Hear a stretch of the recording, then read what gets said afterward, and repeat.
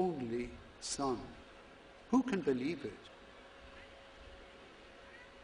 Her calling will take her through many dark moments, from Joseph's dismay when he discovers that she is pregnant, right up to the hour of the crucifixion of Christ. What was it that enabled her never to falter or give in, as we hear the prophet Elijah once saying, "Lord, I have had enough. Please let me die. I don't want any more business in this world." Elizabeth was the one inspired to foretell Mary's greatest strength. Yes, blessed is she who believed that the promises made to her by the Lord would be fulfilled. Blessed is she who believed. Mary's faith, her faith, a terribly simple but profound faith. The year of faith, as we call it, has now ended. In another way, we cannot just put it aside on the shelf and say, thank God for that, let's try something else.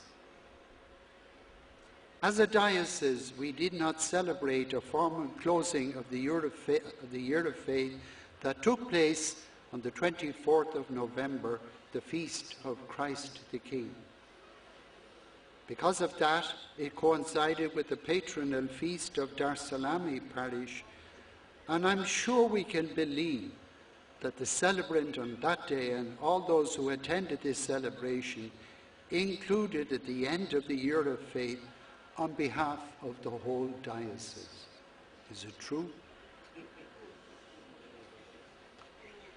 Today, we come together with representatives from the entire diocese to celebrate and give witness to our faith and devotion to that woman, Mary, the woman of faith par excellence.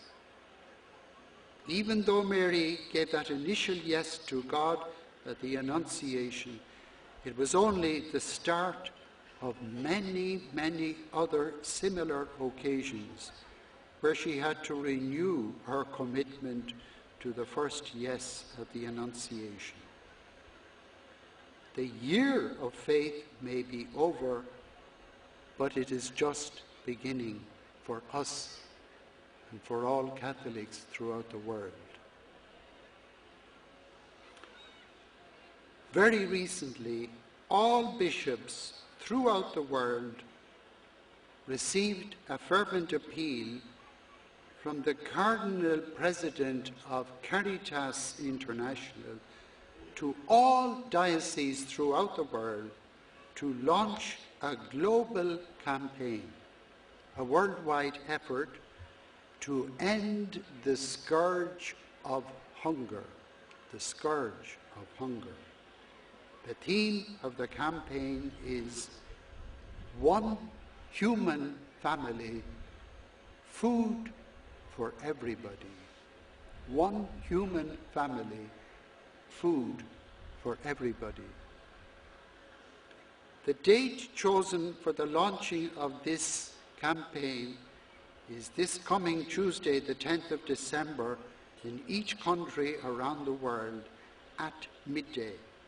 At midday, we are all invited to set aside 1/2 hour in prayer and reflection to open our minds and hearts to the possibility of ending hunger. Perhaps it's a safe way to put it, the possibility that we could, if we wanted to, could end the misery of hunger. The Cardinal concludes his letter of appeal as follows: I entrust this campaign and all men and women participating in it to the maternal intercession of Our Lady, who never ceases to remind the Church and all its children, do whatever he tells you. You know the context of that story, when Mary did everything she could and succeeded in a married couple from the embarrassment of simply running out of wine for the party. Eventually, as a diocese, we together on some way in which we here in the Gambia can respond to this undertaking we have been given.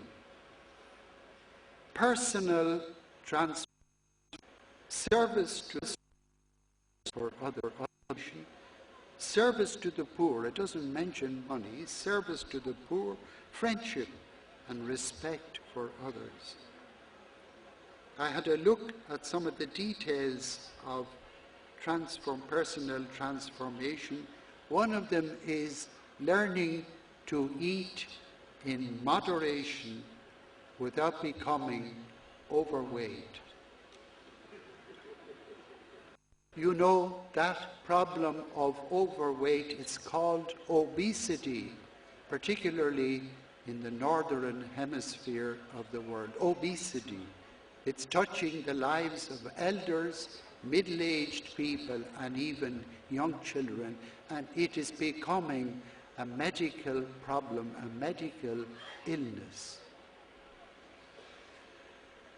Today, we here in Konkujang Mariama in the Gambia are 3 days away from the official opening of this campaign.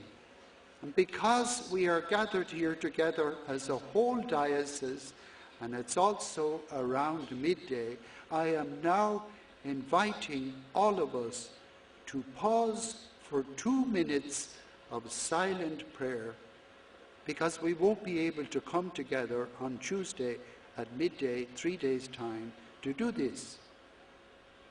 And all I am asking of you at the moment is to pause for 2 minutes of silent prayer so that we may take this opportunity to commit ourselves to this noble campaign to end hunger throughout the world, and of course including our own country. I would guess that for many of us here today, you could easily be saying to yourself, oh my God, another burden, or at least a major challenge to the many other good things we are already trying to do.